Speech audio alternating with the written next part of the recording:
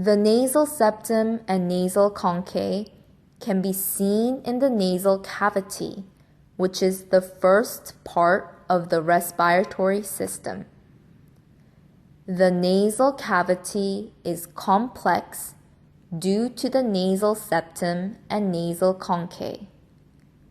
The nasal septum is white because of cartilage.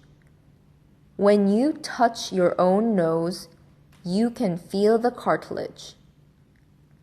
From the paranasal sinuses, the maxillary sinus can be seen. The nasopharynx is located behind the nasal cavity. There is also cartilage in the auricle and in the tympanic cavity inside the auricle that holds the bones of the middle ear, although it cannot currently be seen.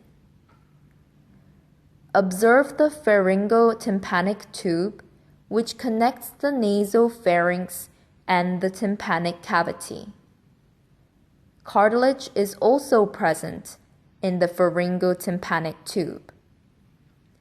Inhaled air passes through the nasal cavity, nasopharynx, and oropharynx, and goes into the larynx.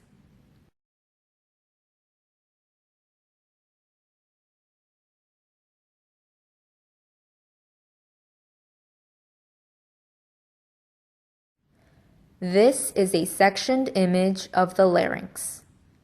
Cartilage is also in the larynx. The air passage is very narrow in the larynx, and this is because there are vocal cords at both sides. The right vocal cord and left vocal cord meet to produce your voice. The content that I am explaining while showing these sectioned images is similar to that of the educational cartoons. This is because repetition is an effective studying tool.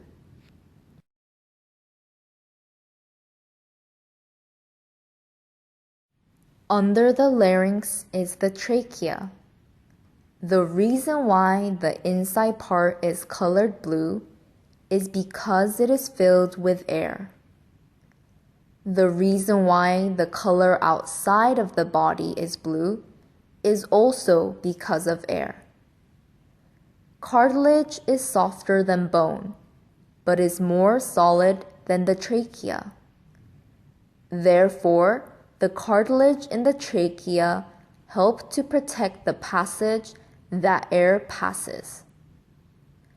The thyroid gland is located in the front and at the sides of the trachea.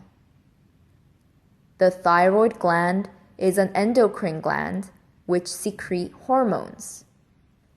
See how the trachea divides when going downwards.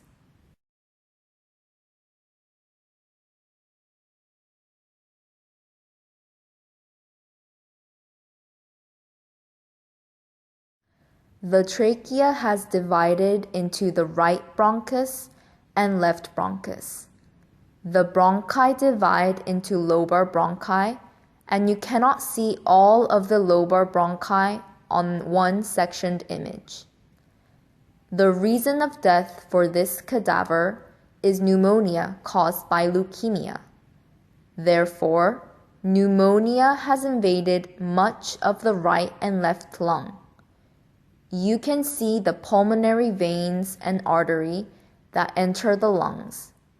However, you cannot see the lobar bronchus dividing, and also cannot see the dividing of the pulmonary artery to become capillaries. This can only be seen through a microscope.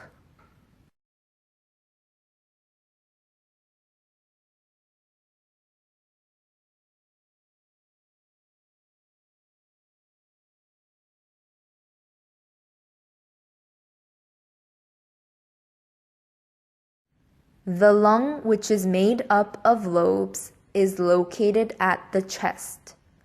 The liver, stomach, and spleen is located at the abdomen. Therefore, this line, the diaphragm, is the border between the chest and abdomen. Actually, the diaphragm is a muscle that naturally bulges upwards and moves downwards during contraction. When the diaphragm goes down, the chest becomes larger, and thus we inhale. I will show you until the diaphragm disappears.